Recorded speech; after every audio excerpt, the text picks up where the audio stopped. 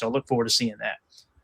All right, let's move along to the next topic here at hand. And the Packers have set up an interview. Hopefully no news has broke while we're alive here. But obviously we got a quarterback coach spot to fill in here, Emilio.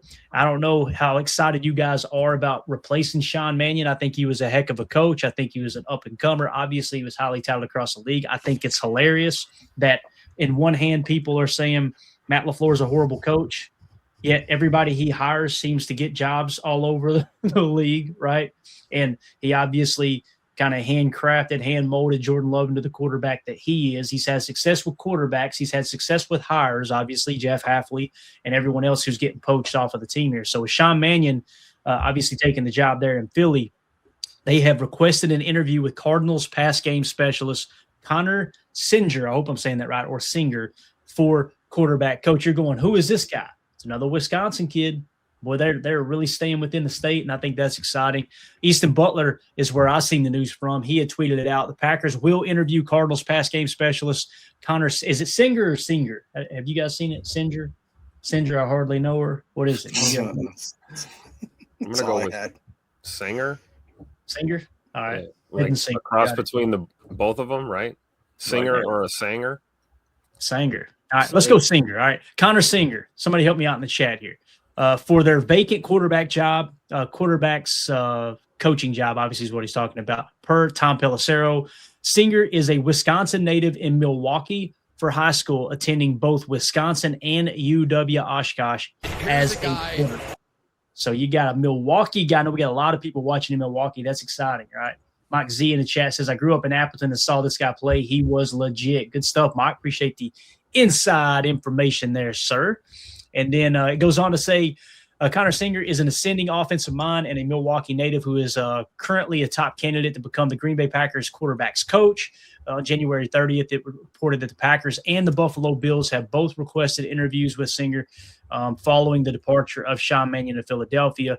Below is the chronological order of his playing and coaching career. So we'll try to rattle through it real quick. Playing career, he was a highly decorated dual-threat quarterback in the state of Wisconsin before transitioning through the collegiate ranks. In high school, he attended how do you say that, Tim? Pius. Pius High School. Shout out Pius High School. Yeah. My cousin graduated from Pius. Making sure I don't get canceled over here. I didn't say it. Yeah. Pius High School in Milwaukee. He was a 3-year captain, throwing for 4,564 yards, 37 touchdowns, while rushing for 2,190 yards and 39 touchdowns. This dude's a dog. Give him a damn helmet. University of Wisconsin for 2013 and 2014. Joined the Badgers as a walk-on quarterback. He was named the Offensive Scout Team Player of the Year in both 2013 and 2014. I did not know that. That's pretty wild. UW-Oshkosh from 2015 to 2016. He transferred to the Division III powerhouse to finish his playing career. He helped the Titans claim the 2015 WIAC championship and was part of a team that reached the D3 National Championship game as well. Now shifting over to his college or his coaching career collegiately from 2017 to 2021. Singer's coaching rise began immediately after graduation, where he earned a reputation for quarterback development. UW-Oshkosh in 2017 served as a quarterback's coach. He mentored Brett Kasper, who won the Gagliardi Trophy, the D3 Heisman essentially that season. So that's pretty wild. Carroll University in 2018, he served as quarterback's coach and camp coordinator. Then he went on to UW-Whitewater in 2019, served as a running backs coach. He helped lead the Warhawks to the Division III National Championship game, also known as the Stag Bowl.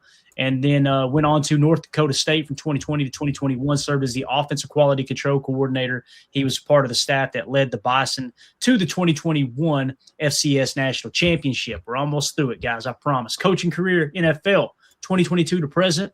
So he started with the Cardinals. He joined the staff as a part of Bill Bidwill Coaching Fellowship, assisting with the quarterbacks, then got on full-time there in 2023 with the Cardinals. He's promoted to offensive quality control coach under head coach Jonathan Gannon, so there's the ties there. Arizona Cardinals promoted him to assistant quarterbacks coach. He worked closely with Kyler Murray during his successful return from ACL surgery. And then in 2025, he was promoted to passing game specialist under his guidance. Arizona's passing attack ranked in the NFL's top 10 for much of the season. This is what's really cool. We just got through talking about the East-West Shrine Bowl. It just wrapped up, right?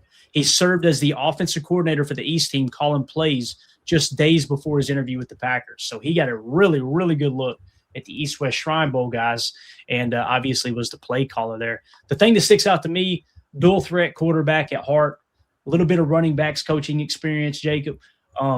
Obviously, he's worked his way up from the absolute bottom of the ranks, Division III, spent a little bit of time at Wisconsin, goes on to North Dakota State, and then bang, gets his opportunity, like I said, through the Bill Bidwill coaching fellowship program and hasn't looked back. I would be okay with this as a quarterback's coach. Jacob, how do you feel about it? Yeah, I mean, I would be too. You look at what the type of resume he has. We talked about it earlier today, how you want guys that are a little bit kind of up and coming, that still have kind of been around, had the experience. I'm willing to have a glimmer of hope for anyone, because if you guys remember when the Hafley signing came, a lot of us just looked at each other like, what? Who? Mm-hmm. And lo and behold, we see what kind of that came to fruition. And so I'm not sitting here. We talk about it every single time we open up this podcast. We are not experts. We're not analysts. We're not insiders. We're not this. We're just guys kind of read through the tea leaves and try to figure out what's good. But if you look at a guy that's kind of come up types of things, it just seems that we got to give him the benefit of the doubt before we have any chance to try to naysay him. Gotcha. Got it. Yeah, I want to get your take on this. And so it looks like when we play the video clips, Tim, I hit that last one. There's a delay on the mute for whoever's talking, and then it mutes them randomly. So obviously that's a StreamYard thing. So just so we know, that's what's hiccup in there. But Emilio, how do you feel about it, man? How you feel about this potential hire? Love it. That's a great option. Looking at the North Dakota State 20-21, who was there at that time, Christian Watson, right? So you got a connection there. I think that you've got somebody that you can rely on. NDSU at that time was a lot more running, a lot more run heavy than they were past. But you look at it and say, hey, the guy's a quick riser. He's gone from, one step to the next step, progressing, getting better. All those things are what you're looking for in a coach. And at some point you do have to take a chance on somebody that doesn't have, quarterback coach or offensive coordinator next to their name, so you got to have, you're going to have to give somebody a chance to make that happen. I think he's a perfect guy for it. Hometown kid, you get that kind of feeling of wanting to do everything you can, probably grew up loving Green Bay, gone to games, been in Lambeau, all that stuff, knows the history, and you just kind of got to embrace that. Yeah. Tim, how do you feel about it, man? And we're going to get to Joe Trev super chat here in just a second. I mean, I think anyone that's been following along with any kind of, attention focus the last couple of years, I think we all knew that Sean Mannion was going to be on his way up in ascending to bigger and better things. We didn't think we would have him forever as our QB coach. And, honestly, like Emilio said, you got to put your best foot forward and you got to act quickly. I think this is a great interview. I think this is a great option. Otherwise, we got to convince Coach Clement's wife to let him come out of retirement for the 100th time and be our QB coach. So, I like this move, right? Emilio hit it on the head. He's a Wisconsin guy. He understands the culture and he knows the game, both as a player and a coach. So I love this move, honestly. Hopefully it ends up being a hire, Yeah, again, I would be okay with it. Would I like someone with more experience in the NFL? Absolutely, right? And here's the other thing. You've still got Luke Getsy in-house to the best of my knowledge. I think it would be ideal. Remember how we did with Tom Clements? Remember how Tom Clements was the quarterback's coach and Sean Mannion was like his second in control there?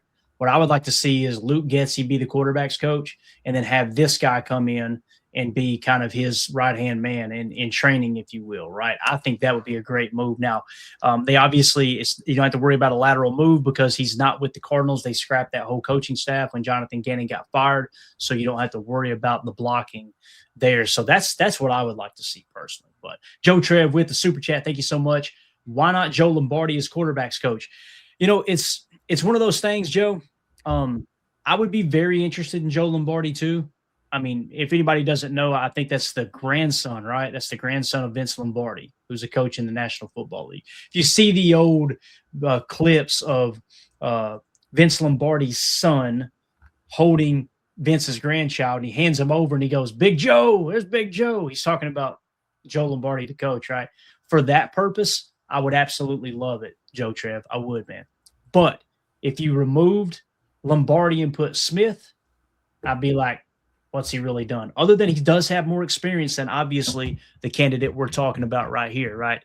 And our boy Connor Senger. So with all that being said, I try to remove biases like that to make a decision. Joe Lombardi's definitely got more experience at the NFL level. Obviously, this kid doesn't have much at all, but maybe that's what you need, a little youthful injection into the coaching staff too. But What do you guys think about Joe Lombardi? Would y'all be okay with that? I mean, in comparison, I think, you're looking at, we always talk about specialists, like when it comes to players, but your position coaches are specialists too, and you want experience, but you also need a guy that can be a quote unquote quarterback whisperer. And you need a player's coach in a lot of these roles when you're, directly taking the helm and molding the future of our quarterback room. So I'm not against, a guy like Joe Lombardi being an option based on experience. And of course, your heart. It's a familiar name here in Green Bay, Lombardi. But at the end of the day, man, I want someone that's going to get the best out of our players. And, new guys in the room, get the best out of them too. We don't know who our backup's going to be. Malik's going to hit the market. He's, pretty much gone. So it's J Love and, whoever the hell else we bring in here, we got to nail this hire and make sure that, the quarterback room is in good hands these next couple of years. Mm-hmm. Yeah, absolutely. So. All right. So there you go. Appreciate the super chat there, Joe. You're the man. If you guys are watching this video back later, let us know in the comments. How do you feel about this potential hire here? Obviously, it's just an interview at this point, but I think they're very, very interested. Also, they're going to be kind of, I don't want to say a bidding war, but they're going to be competing with the Buffalo Bills over Connor Senger as well. So let us know in the comments, how would you feel about this hire? Make sure you hit like, subscribe, click the bell icon so you don't miss out on every live stream moving forward.